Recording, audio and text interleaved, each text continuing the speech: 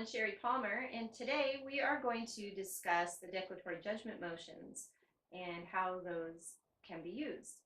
We've been getting some questions from people asking, how do you use these? How do we file these? Well, we're not attorneys, so we can't tell you how to do those things legally, technically, but we can tell you the purpose of the motions and give you some suggestions that you can take to your attorneys, and that might help them figure out how to use these.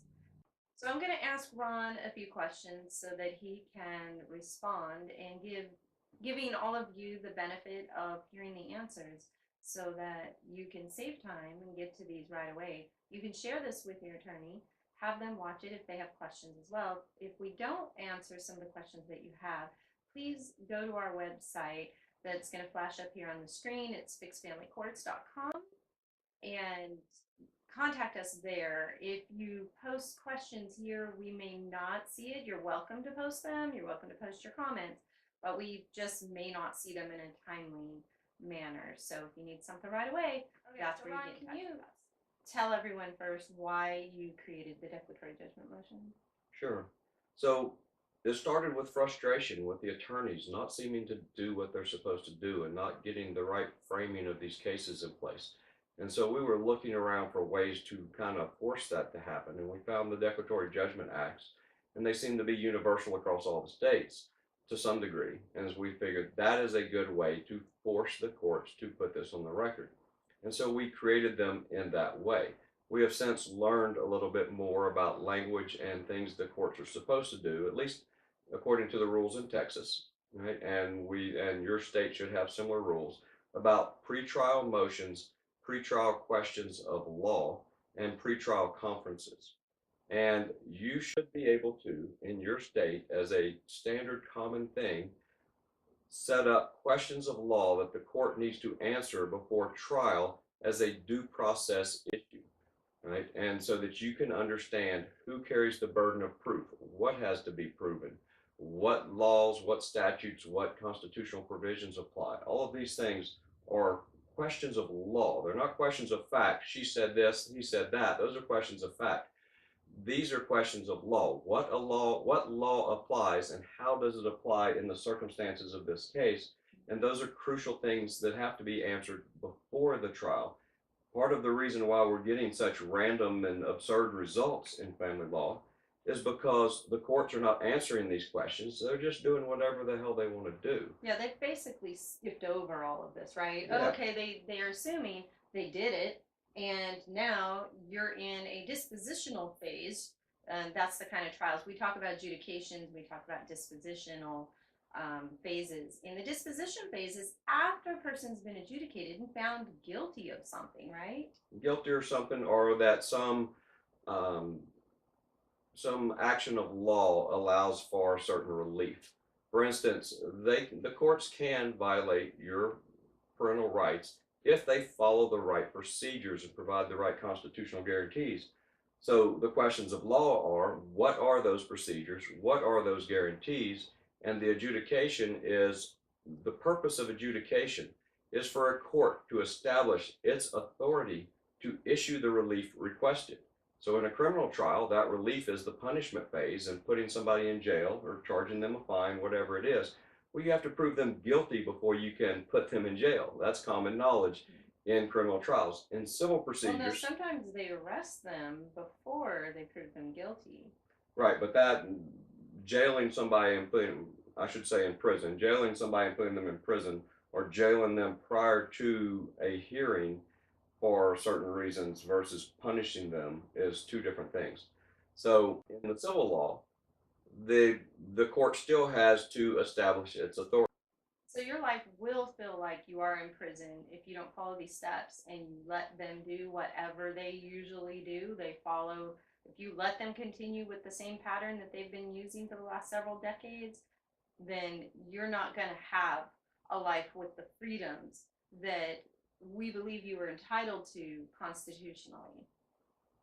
Absolutely. So in a civil proceeding, what's supposed to happen is the court's supposed to evaluate its jurisdiction and its authority to act. So you said that these motions are pretrial motions. will that tell the attorney what that means, like how to use them? It should, unless they're just purely a family law attorney who's never done any other civil law, they should know this. Um, How did you figure it out? so we've been working on some appeals and getting very deep into some rules of procedure, appellate procedure and civil procedure, and we've also been getting very deep into issues of questions of law versus questions of fact. And these things came together, and I saw a rule in the civil procedures in Texas that talked about the pretrial, um, what's supposed to happen in pretrial, the pretrial conference, all those things. And it just hit me. I said, this is what we've been trying to get, that attorneys aren't telling us because they don't really want to tell us how they're supposed to be doing these things. But the motions, the declaratory judgment motions, are designed to pull this out, and they're designed in a way that's universal for everybody. But you should also have universally pretrial conferences under your civil rules of proceeding. And you should be able to raise these as questions of law. And certain questions of law are jurisdictional, in meaning that they have to be established before you get into the hearing, because they establish the rules of how the hearing is going to be conducted and what either side has to prove or not prove, what the burdens are, what is the available relief. All of these things are actually questions of law, and the questions of law are for the court to answer, and you can require them to answer them pre-trial.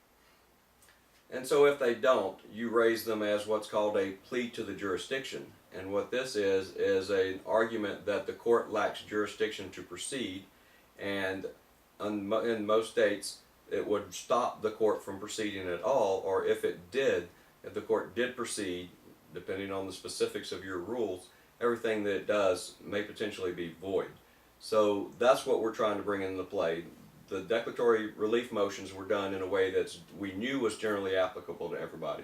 Now we're kind of fine-tuning that with some better language we've learned, and trying to structure them in a way that will lead into this pre-trial conference and a little more comfortably for the judges.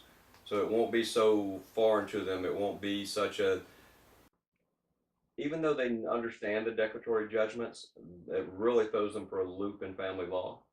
Uh, they're not going to be real happy with being forced into a pretrial conference in family law because they like to just rush through things, but they'll understand it better, and they're going to they'll be more likely to follow through, and your attorney can more easily make their points, and they will be more comfortable with it as well, I think.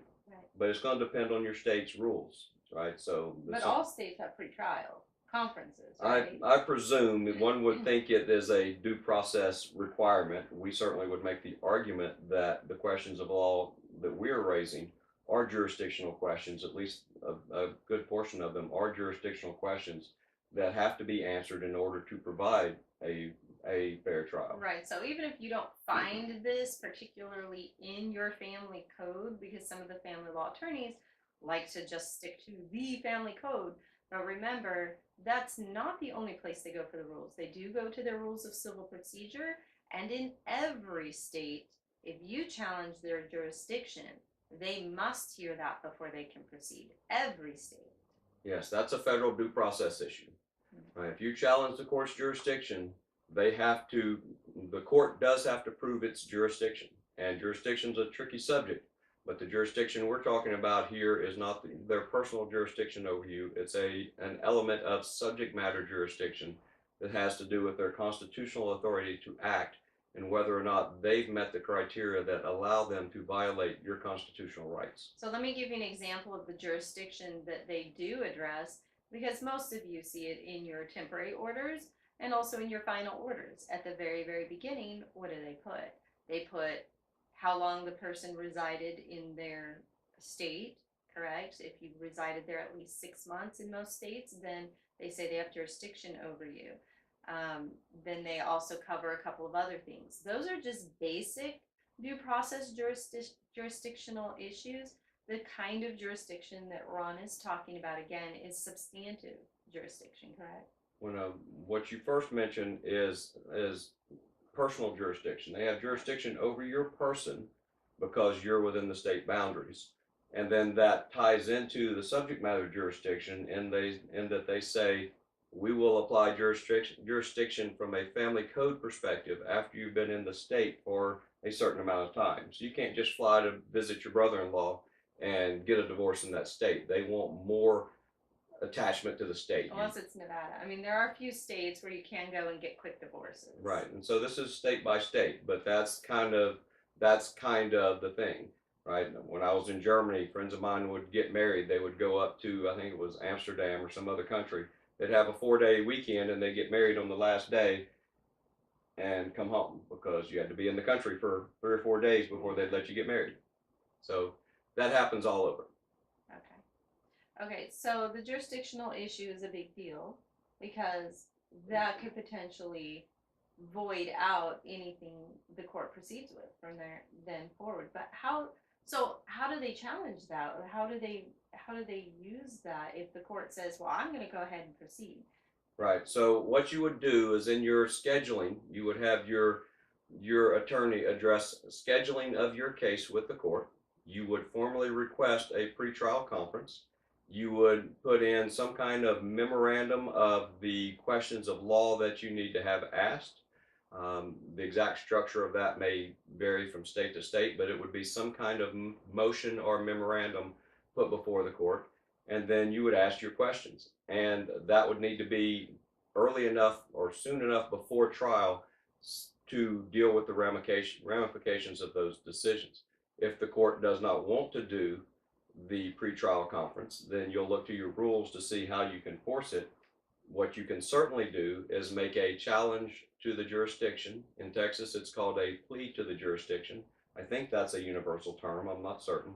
But what it says is, this court does not have jurisdiction, I'm challenging jurisdiction, and now it's inherent on the court to prove that it has jurisdiction, both in my person and subject matter. And the subject matter we're talking about is not just that there's a family code statute that says they can do this. If there are fundamental rights at issue, then they have to determine what process is due, and they have to provide those guarantees and convey them to you, tell you what they are before they proceed to trial. Well, that's what these motions are asking them to do. Okay, right. So all the content of the declaratory relief motions is essentially the same in this pretrial scenario. What's different is the wrapper, the way you present it to the court. Right, and what may be different is if some of the issues are not issues in your case, you would remove them. So let's say if there isn't child support, then you're going to remove that issue. You certainly don't want to present all of these arguments if they do not apply to you. They will then claim that you are being frivolous. You also want to look at the way these arguments are worded, and your attorney should be doing that. And if they'd like to change the wording more to their style, then they can certainly do that. There are a couple sections in there that we know are somewhat inflammatory, and some attorneys aren't as comfortable with that. But they can still make an argument and just change some of the wording. Like, for instance, there was a time when one of the parents that used the motion said that that the other side was claiming that they were claiming children were property. So is it not important as well that their attorney understand these arguments so that if the other side makes a claim to these motions aren't claiming your children are property. It gives a little bit of history. They were property a long time ago, about 70, 80 plus years ago, but they are no longer. But they were for a long time. Right. So, but if the other side wants to try to shut these down, what are they going to do? What they usually do, and that's pick something inflammatory and try to make it look like it's something it's not. And if that attorney hasn't really thoroughly read these motions, which has happened before, you need to make sure they actually read these motions. You have to be willing to pay them to read this. It will be worth your while because this also helps reset your attorney. But if they're not willing to... It can also reset your entire case. Yeah. And eliminate a lot of the relief the other side is pleading for. It can dramatically shorten your trial and get a lot of things under control. So I was going to ask you that next is, what are the reasons that they should be using these? So you said it could shorten your trial, which could save you thousands of dollars. It could reframe your case, like Ron said. And what does that mean? That may mean that now the court doesn't have proper justification to appoint amicuses or guardian ad litems or do investigative search or not investigative exploratory searches. They call them investigations in a lot of states. So that's a big expense that you could cut out. So you can see where you're chipping away at all of the ways that they seize your property, which is your money, and it could potentially shut that down.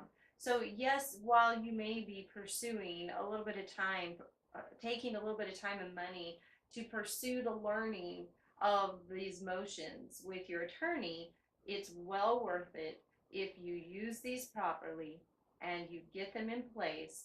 You are not only protecting the record, but you are potentially also setting your final up to create proper orders so that your rights are truly protected. And also, if the judge abuses their power, you have something stronger to challenge that abuse of power on. And we'll cover those in some other videos, like how do you challenge it if they ignore these motions and things like that. But for right now, we just wanted to explain to you what they are and how you get started using them. Absolutely. And there are some streamlined approaches you can take if you really need to cut this short and streamline it, that'll give you most of the effect for a lot less confrontation with the court. And there are we're always researching, investigating, learning new stuff. So we've got a new book coming out very, very soon that talks about how to prove that the judge must follow the Constitution, and it proves it for you. And we'll be dealing with that, and that's another issue that you bring in these pretrial conferences and get an official ruling of law on whether or not this judge is limited by the federal Constitution and your state constitution. And sometimes your state constitution may give you better rights in certain places. Many times. Yeah. Certainly here in Texas, your free speech right is stronger in certain ways than federally. Okay, so we hope that helps you out. Again, if you have questions, visit us at the website. You are welcome to leave comments. We just may not see them timely. And we wish you can comment on the website. We will see those immediately. Yeah, this is true. So we wish you all justice and that your rights to your children are protected equally. And we wish you all peace and freedom to continue to exercise those rights freely without being tied to the other parent or being imprisoned by the family court orders in ways that were unconstitutional. We'll see you next time. Thank you. Thanks.